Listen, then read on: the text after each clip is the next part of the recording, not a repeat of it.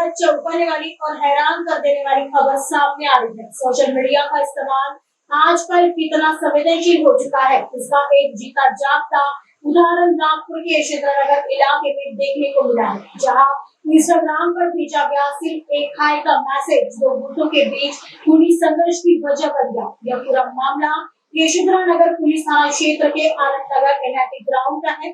Police से milli जानकारी के मुताबिक रानी दुर्गावती चौक के रहने वाले करण निंजे नाम के युवक का अपने ही दोस्त अमित खड़से के साथ विवाद हो गया था। विवाद की वजह थी अमित खड़से द्वारा करण की एक महिला मित्र के इंस्टाग्राम अकाउंट पर हाय का मैसेज भेजना। यह मामूली सी बात इतनी बढ़ गई कि दोनों पक्षों ने इसे सुलझाने के लिए 16 मई को आनंद नगर ग्राउंड पर एक मीटिंग रखी, लेकिन वह बात सुलझने के बजाय और बिगड़ गई और दोनों गुटों के बीच जमकर लाठी डंडे और धारदार हथियार चल गए। इस भीषण झड़प में रेहान शेख, अमित खड़से और रिकॉर्ड पर मौजूद आरोपी शानू वैद्य गंभीर रूप से घायल हो गए हैं, जिनका इलाज अस्पताल में चल रहा है। मामले की गंभीरता को देखते हुए यशोधरानगर पुलिस तुरंत हरकत में आई। पुलिस ने दोनों पक्षों के खिलाफ हत्या के प्रयास का मामला दर्ज कर लिया है। इस मामले में पुलिस ने कुल 2 केस दर्ज किए हैं, जिसमें एक केस में 4 और दूसरे केस में 7 यानी कुल 11 आरोपियों को गिरफ्तार किया है।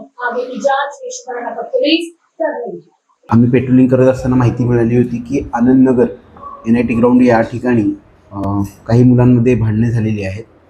त्या माहितीच्या आधारे माहिती घेत असताना अशी माहिती समोर आली की राणी दुर्गावती चौक येथे राहणारा इसम करण निंजे व त्याचाच मित्र अमित खडसे याचे त्याच्या मैत्रिणीच्या इन्स्टा आय डीवरून हाय मेसेज पाठवल्यावरून त्यांच्यामध्ये वाद झालेला होता।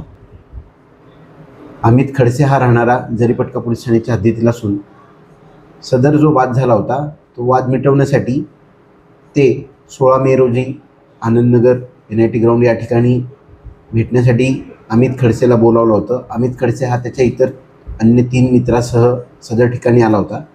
त्यावेळी करण निंजे व त्याचे इतर मित्र सदर ठिकाणी होते।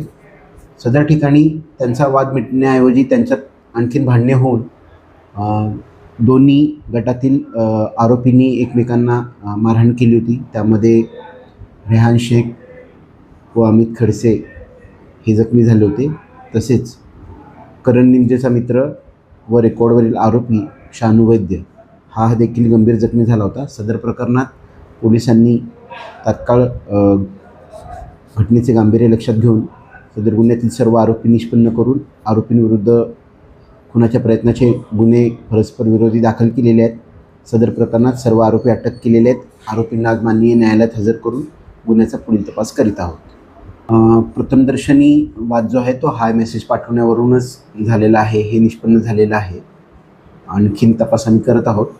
यामध्ये परस्पर विरोधी 2 गुन्हे दाखल झालेले असून एका प्रकरणात 4 व एका प्रकरणात 7 अशी 11 आरोपी अटक करण्यात आलेले आहेत।